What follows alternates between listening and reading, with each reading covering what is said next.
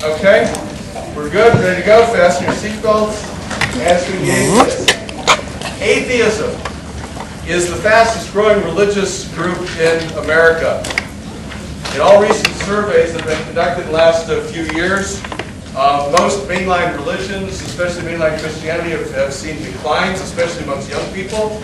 Atheism is on the rise, whereas it was once frowned upon to be an atheist. In fact, you were considered both communist and atheist together. Incidentally, that's why we have that phrase, under God, in our Pledge of Allegiance, is basically flush out the communist atheists. These days, it's actually fashionable to be an atheist, considered cool, especially on college campuses and at Starbucks. You know, if you hang around and talk religion, most of the times if I hang out at Starbucks with my collar on, I invariably will draw an atheist like flypaper draws fly. Eager to debate, eager to ask skeptical questions, eager to kind of push me to see where I'm at. And atheists come in all sorts of shapes and sizes, so I'm going to introduce you to a few of the prominent atheists that have published and are very influential today. Richard Dawkins, a smart scientific atheist with a very cool British accent. Nice thing about British accents, people think that because you have one, you know what you're talking about. He lectures on college campuses to packed audiences all over the place. You can find his lectures on the internet. He's written a book called The God Delusion. Richard Dawkins is a very respected biologist and evolutionist. He's devoted his retirement, however, to debunking religion, and he considers all religion to be a delusion of the mind. That is, people who believe in a God, any sort of God, are simply deluded. His friend and companion is a fellow by the name of Christopher Hitchens. He also is British. He's got a very cool British accent. He's very literary. He's a literary critic. And he's my example of the angry atheist. He's one of the angriest people I've ever met. I've never met him, but ever read. And I recently discovered one reason for his anger with religion is that his mother committed suicide while committing adultery with an Episcopal priest. So that could at least explain in part some of his anger with religion. But you'll find this is a common thread with a lot of the prominent atheists, is that they are very angry at God, or the concept thereof. They're very angry at people who believe in God. They're very angry at organized religion. And they form a caricature in their mind of what a believer is like and what religion is like, and they argue against that caricature with great verb and figure. Hitchens' book is entitled "God is Not Great," that God is a lowercase g, and his main thesis is this: religion poisons everything. Everything. Music, water, the Gulf of Mexico. That's not religion's poisoning there. That's the oil that's poisoning that. But nonetheless, he would say there's probably a religious connection somewhere.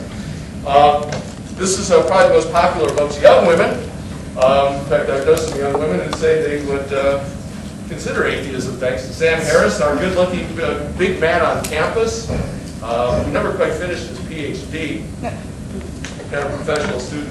He has an interesting theory. He believes that religious experience is based in biochemistry. And so he experiments with hallucinogenic mushrooms, LSD, that kind of stuff, to try to recreate the religious experience. And he's actually studying this, and he's been studying it for like a dozen years.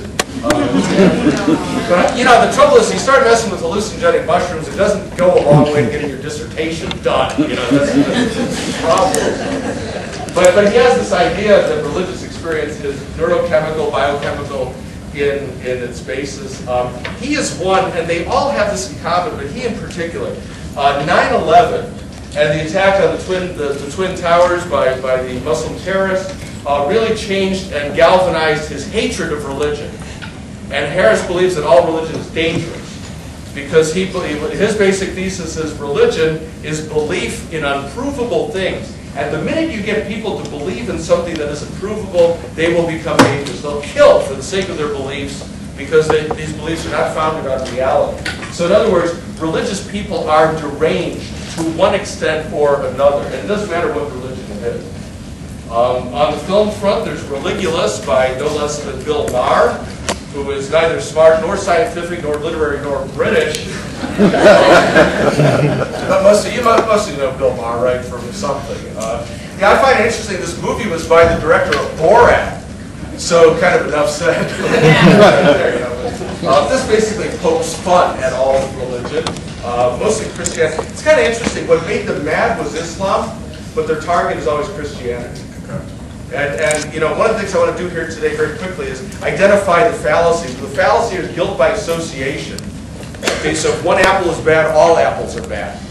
If one religion does bad things, all religions do bad things. You watch out for that. It's a hasty conclusion. You must prove that for each and every religion. Otherwise, you're not doing your homework.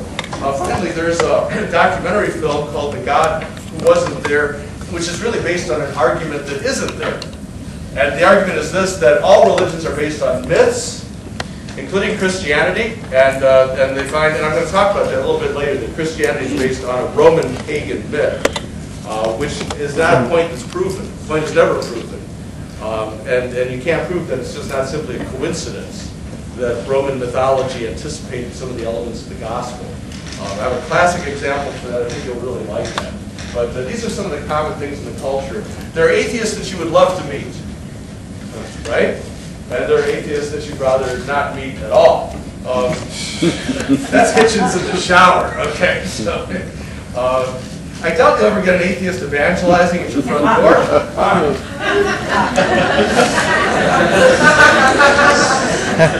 But if you do, they will zealously, as zealous as any Jehovah's Witness, they will zealously try to convince you to believe in nothing as they do. The trouble is very hard to convince somebody to believe in nothing, because if you believe in nothing, you certainly believe in something. And there's a little bit of a dissonance there. Discussing, not arguing, but conversing with a skeptic is much more like a chess game than it is a debate. There are not going to be any winners here, really. The best you can hope for is that you're going to, in some small way, poke some helpful holes in their skepticism. That's what you want to do. What I'm talking about here is not evangelism. Not evangelism. I want to make a distinction between apologetics and evangelism.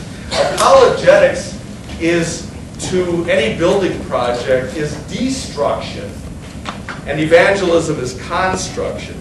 You know about this. Third article of the Creed, help me. I believe that I cannot by my own reason or strength believe in Jesus Christ my Lord or come to Him. My own reason or strength. I cannot argue people into the faith. I cannot argue myself into the faith. I can't reason into the faith. That doesn't mean that faith is unreasonable. It only means that we cannot, by force of reason, cause somebody to believe. But we can do this. We can take away every argument they have. Knock it over. Just knock it down. Just shove it aside. And that's what apologetics does. Apologetics looks at the argument, and it takes it on its own terms, and it says, is that a legitimate question? Is that a reasonable argument? And it basically says, you know, this does not close the book on the God question. Then comes the gospel. Meet the God that I worship.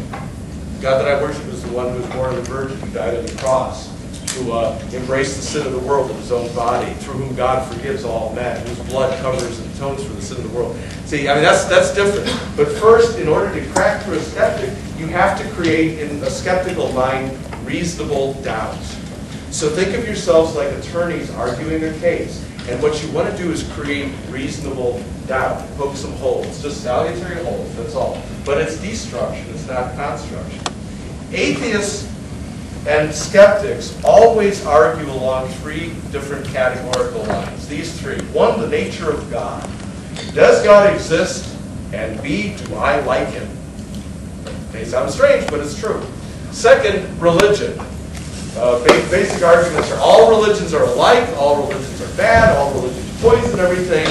We hate religion, therefore we want nothing to do with it. And third, the Bible. Is the Bible true? Is it reliable? Is it accurate? Is it historical? Is it myth? Is it, what is it? So the reliability of the Bible. These are the three categories that you can tuck almost every skeptical argument in. So I'm going to look at those in that order. The existence and character of God. The usual statement is you cannot prove that God exists. You can't measure God. The way God's defined as God is above and beyond the created order, so you can't prove it. So the idea that you posit God is ridiculous because you can't prove that He exists. The response to that is not to try to prove God exists, because you can't do that. You simply say that you cannot prove that God doesn't exist.